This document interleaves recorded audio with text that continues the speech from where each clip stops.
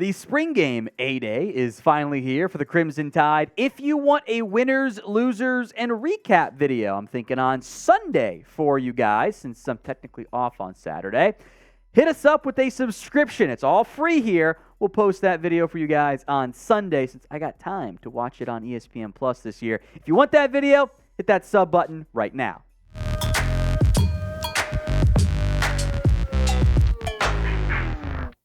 Welcome into the Alabama Football Report. I am Tom Downey. The spring game A-Day is on Saturday, 2 p.m. Central Time, ESPN Plus, for those of you who have it. We have our full preview, what to watch for, some players, etc. As promised, we'll get into that. But first, another player has hit the college football transfer portal for Alabama.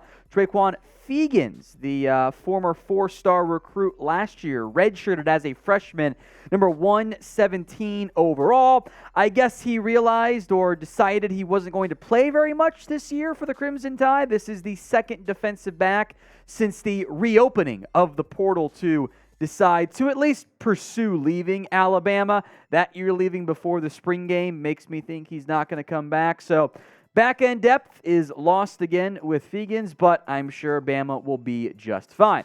So let's preview the spring game as promised, and of course, it's the quarterback battle. That's the number one thing I think even the diehards and the more casual college football observers are keeping an eye out for the Crimson Tide.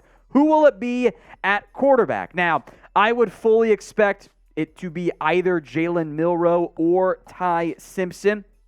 I do think that Milroe has the advantage over Simpson, but this is our first look at really what they're able to do in the new Tommy Rees offense. You can get the occasional reports from the insiders talking to those around the program, but for the most part, practice has been pretty closed off and hidden. So we don't have a great feel for what these quarterbacks will do under new OC Tommy Rees. Ty Simpson was the, I'd say, slightly more touted passer in terms of recruits. He, of course, barely played last year, 4 of 5 for 35 yards, not any major impact there.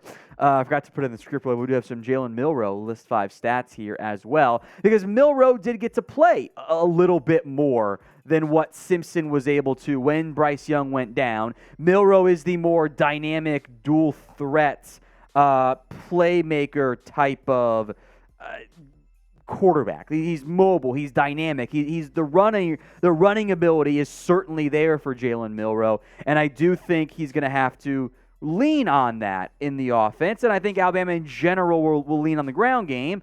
Maybe they go with the more experience. Maybe they think Ty Simpson's the guy. I think this battle will extend into fall practice for the Crimson Tide, but it's prediction time. This will be a very popular one here from now until the starter is officially named. Who starts at quarterback? 4 for Jalen Milroe, 15 for Ty Simpson. This will be the pinned comments on today's video. So if the ad break comes here on YouTube, take advantage of it. Head down there, type in your 4s or your 15s.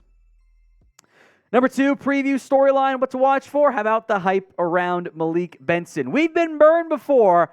I was fully convinced that G. Hall was going to have a massive year last year for the Crimson Tide, and that did not go very well. Now it's Malik Benson's turn. The number 1 JUCO recruit in the country has drawn insider praise, I'll call it. He's got good praise from the coaching staff and other players as well in terms of what he could potentially be able to add. He brings some of the vertical threat speed that isn't a proven commodity on this current wide receiving core for Alabama. I thought players like Jermaine Burton, Ja'Cory Brooks, Kobe Prentice showed some growth, showed some flashes last year, but I would argue that 2 of the more impactful options are gone. That is Jahmyr Gibbs and Cameron Latu, those were the guys Bryce Young trusted a little bit more. Maybe Milroe/Simpson will feel differently, but the ideal outcome is that Malik Benson is one of the best newcomers this year in really all of college football. So name a player who you think breaks out this year. We got some more candidates coming here in a second, but sound off for me in the comment section. We will now go to the third thing to watch for. That's our potential breakout candidates this year, who could potentially emerge for the Alabama Crimson Tide, etc. I'll just mention some names here just overall. About Jamil Burroughs, the defensive lineman for the Crimson Tide, who I do think has the ability to be an impact player. And the reason why I put Burroughs on here over other defensive linemen on this team, it really has to come down to what was said by Tyler Booker, who, of course, gets plenty of matchups against Burrow. And Burrow has good size, but only had a sack, only had 2 TFLs, 8 tackles last year. That's not obvious eye-pop production, and many would say Jaheim Otis, maybe the bigger breakout player. Look at what Tyler Booker had to say. Jamil Burroughs is one of the best pass rushers in the nation.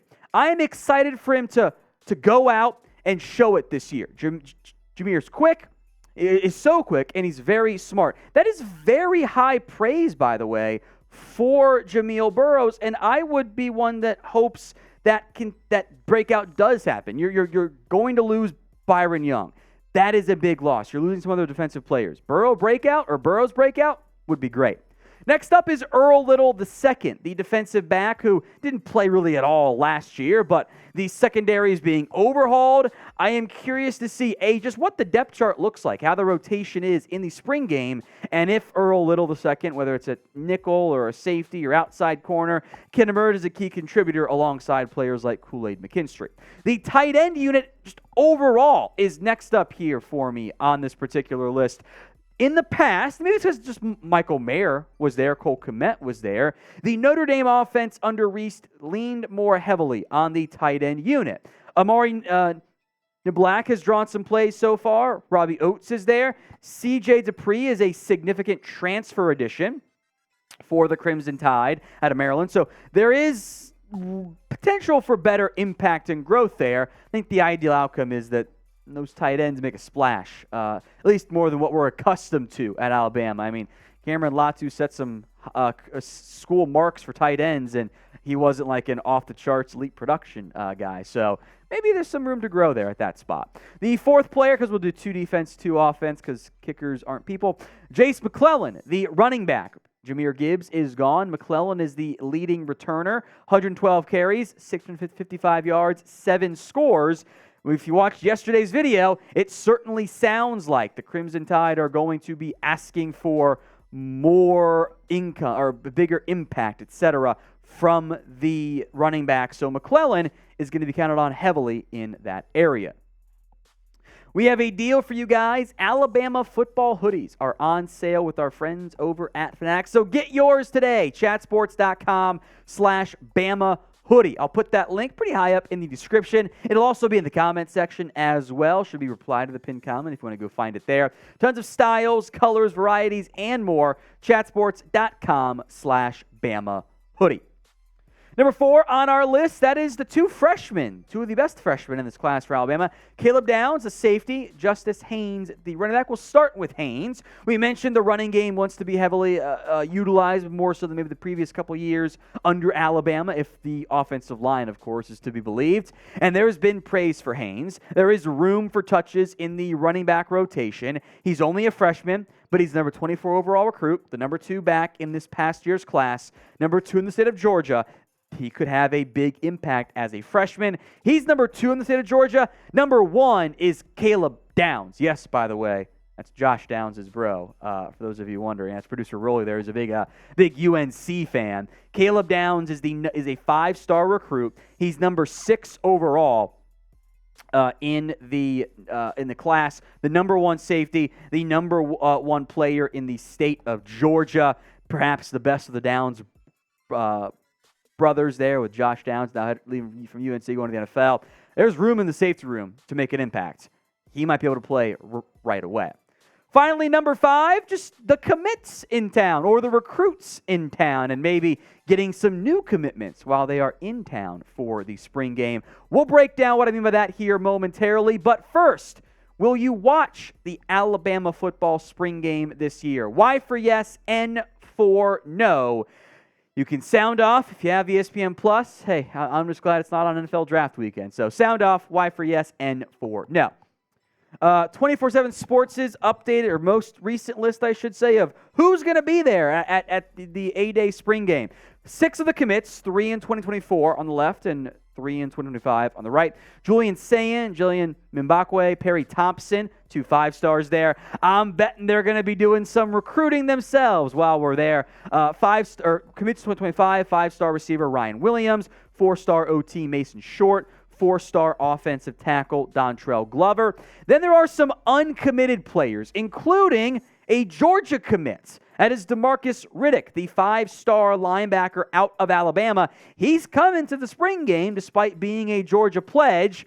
Maybe a flip is in the potential outcomes there. You got 4-star defensive lineman, also from Alabama, Jeremiah Beaman. 4-star tight end, Jaden Reddell, good name to keep an eye out for if Alabama wants to use tight ends more frequently in the future. Nice to get one of the top recruits in that area. Other 4-stars, Jordan Seaton, he's from Florida.